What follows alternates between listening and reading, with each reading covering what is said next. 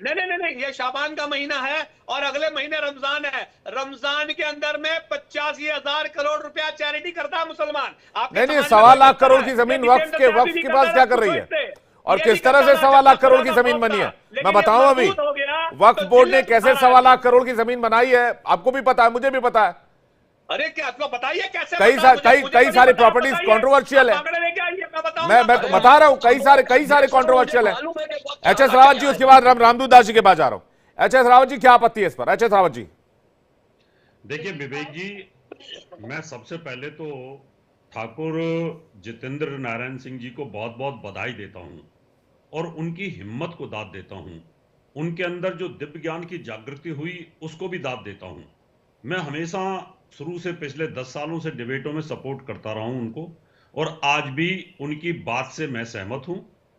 उन्होंने सिर्फ उनकी बात को लोग समझने में दिक्कत पैदा कर रहे हैं। दिक्कत ये हो रही है, उन्होंने ये कहा है कि जो तलवार के दम पर वो किसी भी वजह से किसी मजबूरी में जो लोग हिंदू से मुसलमान हुए थे, अगर उनके अंदर लगता है कि हमारी पीढ़ियां हिंदू थी, हमारा डीएनए हिंदू है, हम हिंदू ही थे, और वो आना चाहते हैं, लेकिन सामाजिक बाइकाट इनके साथ किया जाता है कि जैसे शरीयत कानून के हिसाब से उन पर फतवा जारी किए जाते हैं, जैसे ठाकुर साहब के ऊपर किए गए थे। अगर इस प्रकार की कोई दिक्कत होती है तो मैं सपोर्ट करने के लिए तैयार हूं। तो इसमें कौन सी बुरी बात है? अगर पाकिस्तान के लाख आदमी यहां आते हैं और वो कहते हैं जी हम तो पहले गुजर थे, हम तो जाट थे, हम तो मलिक थे, खोकर थे, अगर वो सारे की सारे अगर यहां आना चाहते हैं, मेवात के लोग जो चले गए, तो अगर उनको यहां सपोर्ट की जरूरत है, गवर्नमेंट सपोर्ट नहीं करेगी। वो कहेंगे कि हम तो हिंदू बनना चाहते हैं, हम हिंदू हैं। आज अगर यहां पर इकरा हसन जीतती है तो वहां खुशियां मनती हैं कि हमारी गुजर जाति की एक लड़की वहां पर जीती है, और वो बधाइयां करते हैं। तो इसमें ठाकुर साहब ने, जितेंद्र जी ने कौन सा बुरा कर दिया? इसमें कौन सा लॉ लगता है कि, हाँ लॉ वहां लगता है कि आप जबरदस्ती तलवार के दम पर अगर हिंदू को मुसलमान कन्वर्ट करते हो, या लालच दे करके उनके बच्चों को अमेरिका पढ़ा तीन करके तीन या तीन हजार कॉन्वेंट में रुपए की पढ़ा बात करके तीन हजार क्रिश्चियनिटी रुपए में की बात लेके लालच जाते नहीं हो, है? तो ये दिक्कत है। रावत तो जी, वो 3,000 रुपए की बात लालच जो नहीं बना लग रही हुआ आपको? कानून ये वो 3,000 रुपए की बात इंप्लीमेंट लालच होता है। नहीं है?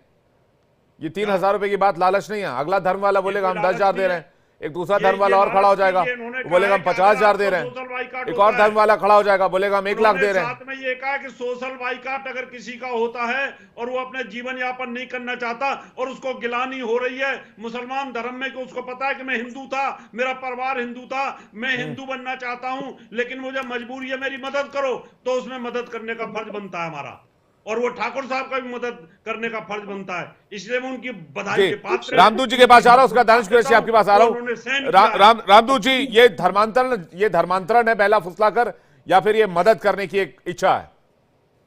देखिए विवेक जी, मैं इस विषय में बहला फुसलाने का तो कोई रीजन ही नहीं बनता, क्योंकि अगर उन्होंने जितेंद्र नारायण जी ने जो कहा कि हम मदद स्वरूप किसी को अगर देना चाहते हैं और तब तक देना चाहते हैं जब तक वो सनातन में शिफ्ट नहीं हो जाता, उसके बाद वो अपना जीवन स्वयं से जिए, भाई बहलाना फुसलाना ये हो जाता है कि। और दूसरा, हमारे काबिल जो दोस्त हैं दानिश भाई ये कह रहे हैं कि यूपी सरकार को एफआईआर करनी चाहिए। तो दानिश भाई, आपका तब एफआईआर का मन क्यों नहीं होता जब आपके मस्जिदों से 5-5 लाख का इनाम दिया जाता है लव जिहाद के लिए? तब भी आप, झूठ, वो भी बहलाना गलत, फुसलाना हो जाता है। कई गलत। ऐसी चीजें। दूसरा, एक और बड़ा मुद्दा है, अभी बुंदेलखंड का कई ऐसा बेल्ट है, कई छत्तीसगढ़ के ऐसे बेल्ट हैं जहां मिशनरियों ने और मुस्लिम मौलानाओं ने 2-2 बोरी चावल का लालच देके कई हिंदुओं को क्रिश्चियन या मुस्लिम बना दिया। तब उन पे एफआईआर क्यों नहीं होती है? अरे कोई व्यक्ति अगर ये कह रहा है कि आप अपनी स्वेच्छा से आना चाहते हो और जब तक आपके ऊपर कोई दिक्कत आ रही है तब तक हम आपको सपोर्ट करते हैं, आर्थिक रूप से, मानसिक रूप से, शारीरिक रूप से, लेकिन सिर्फ एक ही पॉइंट क्यों पकड़ा जाता है कि सिर्फ आर्थिक रूप से सपोर्ट करने का पॉइंट पकड़ लिया उसको? भाई वो कह रहे हैं कि हम शारीरिक भी सपोर्ट करेंगे, मानसिक भी सपोर्ट करेंगे, उसके बाद जो फतवे जारी होंगे या आपके लिए जो दिक्कतें पैदा होगी समाज में उसमें भी हम लड़ने के लिए तैयार हैं। तो उन बातों को भी दानिश समझना कुरैशी चाहिए। जी,